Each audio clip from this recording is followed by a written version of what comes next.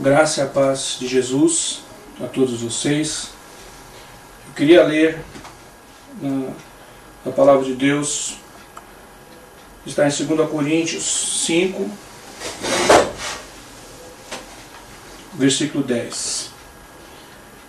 Porque todos devemos comparecer ante o tribunal de Cristo, para que cada um receba segundo o que tiver feito por meio do corpo, ou bem ou mal. Eu queria ler novamente. Porque todos devemos comparecer ante o tribunal de Cristo, para que cada um receba segundo o que tiver feito por meio do corpo, ou bem ou mal. A igreja do Senhor Jesus Cristo, ela vai ser julgada. O apóstolo Paulo chama esse julgamento, o julgamento das obras da igreja, de o tribunal de Cristo. O tribunal de Cristo não é o juízo final. Muitas pessoas confundem, porque quando se fala sobre juízo, as pessoas arremetem diretamente ao juízo final, que está lá em Apocalipse 20, verso 11. Mas não é desse juízo que o apóstolo Paulo está falando. Porque o próprio Senhor Jesus Cristo garantiu à igreja que ela não passará pelo juízo final. Em João 5,24 está escrito: em verdade vos digo, quem ouve as minhas palavras e crê naquele que me enviou, tem a vida eterna. Não entra em juízo, mas passou da morte para a vida. O Senhor Jesus garantiu aos seus discípulos, garantiu à sua igreja, que ela não passará pelo juízo final, que é um juízo para salvação ou perdição. Esse tribunal de Cristo, esse juízo da igreja, de qual fala o apóstolo Paulo, é um juízo das obras da igreja. Aqui em 1 Coríntios 3, a partir do verso 13, se fala mais alguma coisa sobre esse juízo. Então assim diz a palavra de Deus: a obra de cada um se manifestará, na verdade o dia a declarará. Que dia é esse? O dia da volta, da parousia do Senhor Jesus. Porque pelo fogo será descoberta, e o fogo provará qual seja a obra de cada um. Ele está falando da igreja, ele não está falando sobre o mundo, ou do julgamento do mundo. Se a obra que alguém edificou nessa parte permanecer, esse receberá galardão. Se a obra de alguém se queimar, sofrerá detrimento, mas o tal será salvo, todavia, como pelo fogo. O fogo aqui é o elemento aferidor, é o elemento que julgará as obras da igreja.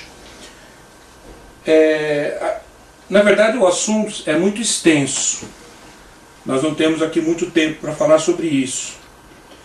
Mas eu quero alertar a igreja do Senhor Jesus Cristo, alertar o povo de Deus de uma maneira geral, que o dia da prestação de contas está chegando, onde cada um vai ter que apresentar diante do Senhor, apresentar diante do Mestre, os frutos da sua vida.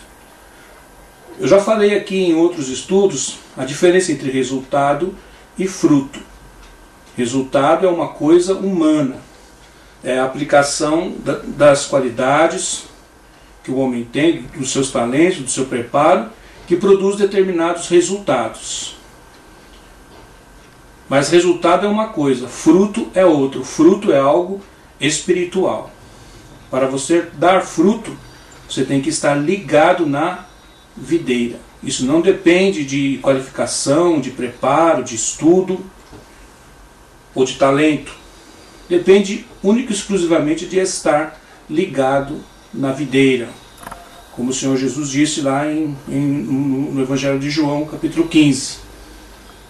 Então, haverá um determinado tempo, um determinado período em que o Senhor Jesus e na sua parousia, na sua vinda, irá tratar com a igreja. Esse tratar de Jesus, os critérios, na verdade, dessa prestação de contas que nós daremos ao Senhor Jesus, ao Mestre, está especificado ali no Evangelho de Mateus, capítulo 25. Mateus 25 é uma passagem importantíssima para a igreja, porque ali o Senhor Jesus apresenta os critérios dessa prestação de contas, aquilo que ele vai aferir, aquilo que ele vai julgar na igreja em relação a esta prestação de contas. Eu acho que todos conhecem, eu acho que talvez a maioria das pessoas que estão me escutando agora conhece as parábolas que estão contidas ali no capítulo 25 de Mateus. São 3 parábolas importantíssimas. A primeira parábola é a parábola das 10 virgens. Logo em seguida vem a parábola dos talentos. E logo em seguida vem aquela separação das ovelhas dos bodes. Então são 3 episódios, são três parábolas, 3 ensinamentos. E na verdade cada uma dessas parábolas apresenta ou representa um determinado critério que o Senhor Jesus fará para julgar as obras da sua igreja. Então o tribunal de Cristo, ele será montado em cima desses, ou basicamente desses 3 critérios. Eu acredito que muitas coisas serão pesadas nesta hora, mas esses 3 critérios serão os mais fortes, e eles são apresentados em Mateus 25. A primeira parábola, muito conhecida, é a parábola das 10 virgens. Vamos abrir aqui rapidamente em Mateus 25. Nós temos aqui, do verso 1 ao verso 13, a parábola das 10 virgens. A parábola das 10 virgens, eu não vou entrar nos detalhes, mas o critério apresentado, o princípio apresentado, é o da devoção, do fervor ou da paixão da noiva. Ali se fala de azeite, que é o símbolo do Espírito Santo, se fala de lâmpadas, de fogo. Então, o primeiro grande critério de juízo sobre a igreja será baseado na sua devoção, o quanto a igreja serviu ao Senhor com paixão, com fervor, com ardor. O quanto a igreja não viveu uma ortodoxia vazia, né? Sem, vamos dizer assim, desprovida de paixão, mas o quanto ela realmente serviu ao Senhor de uma maneira apaixonada, o do quanto ela se relacionou com o seu Senhor de uma maneira apaixonada, com fervor, com ardor, com devoção. Quer dizer, fogo do Espírito, o azeite, são coisas que falam de ardor, de fervor, de paixão. A noiva que espera o seu noivo, a noiva apaixonada.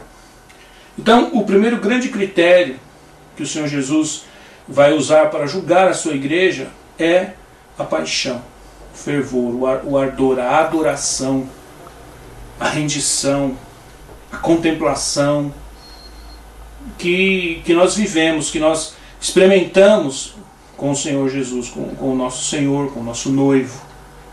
As horas que nós passamos em oração, as horas que nós passamos em adoração, com ardor, com fervor.